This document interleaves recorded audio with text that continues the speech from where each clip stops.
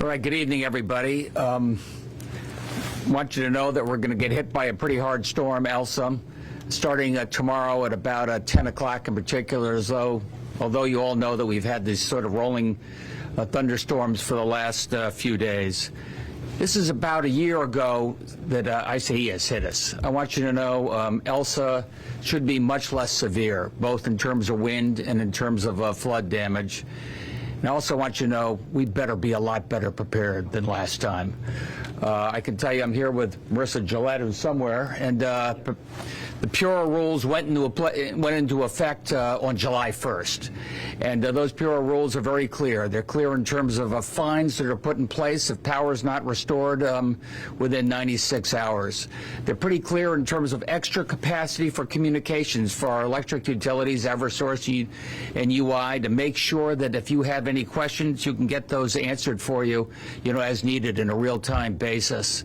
I think they're very strict in terms of what Eversource and UI are doing in terms of having community liaisons to make sure that every one of our mayors and first selectmen will be up to date in real time in terms of what they need, whether it's trees coming down and repair work and make ready that we need to do.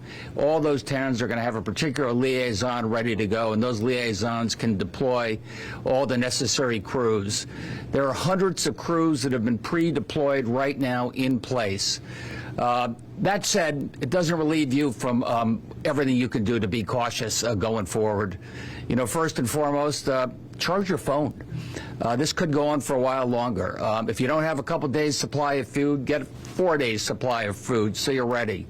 If you have some single neighbors or elderly neighbors nearby, make sure you're able to check on them and make sure they're in good standing as well. I think you're going to find this storm hits off the Stonington area about 10 o'clock in the morning. I'd like to think it's done by the end of tomorrow afternoon. Could be a little gray and rainy for Saturday, and I'm looking forward to a sunny Sunday. Be careful, everybody. Are there any questions?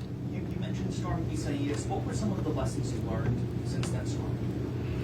Err on the side of caution. Make sure you have more crews pre-deployed, ready to go than they had last time around. I thought last time around was a communications failure. I think a lot of people were flying blind. They need more capacity in their emergency response centers, in particular Eversource.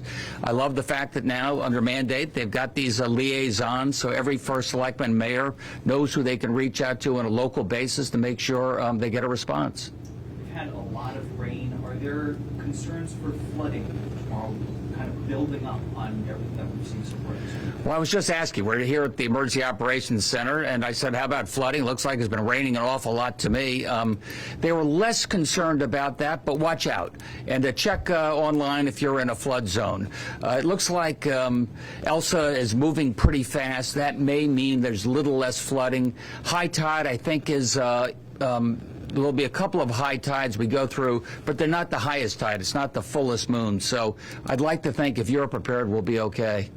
Governor, Eversource has told us they are prepared for up to 380,000 outages, and that could take them up to 2 to 6 days to restore. The penalty kicks in, like you said, after 96 hours. I mean, do we have faith in our utilities to restore our power appropriately? Trust but verify. That's for darn sure. Look, they've got crews pre-deployed. They told us, we just asked them 5 minutes ago, what if the storm ends up worse? Do you have extras that can come in? They're lining up those folks who are ready to go right now. And there are penalties to pay if you're not resolved within 96 hours. And that's something that Marissa can call on based upon the severity of the storm. And one of the things that they said that was really interesting in the press conference that they had earlier today was that if we had a storm that was a magnitude like Isaias, that is going to be really hard to fix in just a couple of days. That they almost kind of said, like, we know that that's a tall order. What would you say to them regarding that? Better prepare accordingly. But Marissa, do you want to talk to that a minute? Marissa runs PURA, the regulatory authority. Eversource knows who she is. They do. Good afternoon, everyone. Thank you, Governor. So in addition, I would echo what the Governor said and say that this is about planning. It's also keep in mind that the ratepayers have put hundreds of millions of dollars into this infrastructure in the years leading up to it. So it's not just about preparing and pre-staging the resources.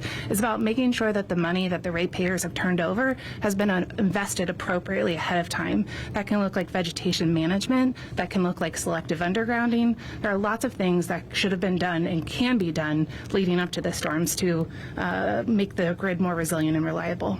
While we have you up here, Eversource was saying today that, that they felt like they made changes in regards to communication, getting these additional crews, staged kind of well in advance. Do you feel like they are doing enough? Do you feel like they were learned enough from Isaias to really respond appropriately to this storm? Well, I would echo the Governor and say trust but verify, but I would also say that the improvements we've heard them make are in conformance with the dozens of requirements that PURA mandated. So we are looking forward to seeing them put into place those requirements that we mandated in our April 28th order. In the meantime, though, the storm, obviously, storm preparations, storm events are, they happen only every once in a while. Have the utilities done enough resiliency work on their lines and on the vegetation to be ready for an event like this again? Well, respectfully, I disagree with their assertion that vegetation management is resiliency work. And I think that what PURA is looking into in some of our open dockets is to make sure that they're retargeting some of these dollars into other types of programs like selective undergrounding. So they are on track with their vegetation management, which is tree trimming. Whether that's enough, trees are always the #1 cause of outages in storms like this. So I respectfully, I think PURA is considering what else can be done besides vegetation management moving forward. And I guess I would just add to what Melissa and the Governor have both said, is that we're going to hold the utilities accountable. The legislature and the Governor has just signed into law new requirements. PURA has new requirements. This is a test. We'll see how they do, and if they don't measure up, we have things we can do to hold them accountable, and we intend to do that. South Windsor's had emergency declaration. Is the state in contact with them at all, offering any sort of resources? Are you expecting other towns and cities to have a similar declaration in the coming days? What I can tell you is we're going to be in constant contact with South Windsor and all the other local groups, making sure we provide all the support they need. If there are any particular circumstances, we're there. We just gave a green light to UI, by the way, to make sure that they could get their trucks on the Merritt Parkway so that they'd be able to make resources as well. So don't be surprised if you're driving on the Merritt Parkway. Even better, don't drive on the Merritt Parkway. Speaking of the roads, I see state police represented here. Anything on preparations on the roads for drivers tomorrow? The state police, there will be troopers out there fully staffed, and we'll have extra patrols as necessary. Hopefully everything will go smooth. Thank you. Can you actually offer up some advice? I mean, it's always kind of good this time of year.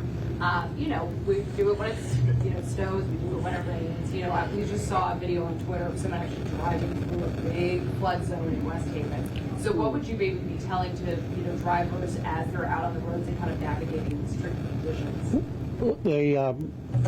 You really want to slow down in the rain. The rain is very dangerous. A lot of people think the snow is worse, and the rain is actually worse because people don't slow down enough. You need to reduce your speed in the rain and not drive through standing water. It's very dangerous. So if everyone takes it easy and just waits out the storm, that's probably the best practice.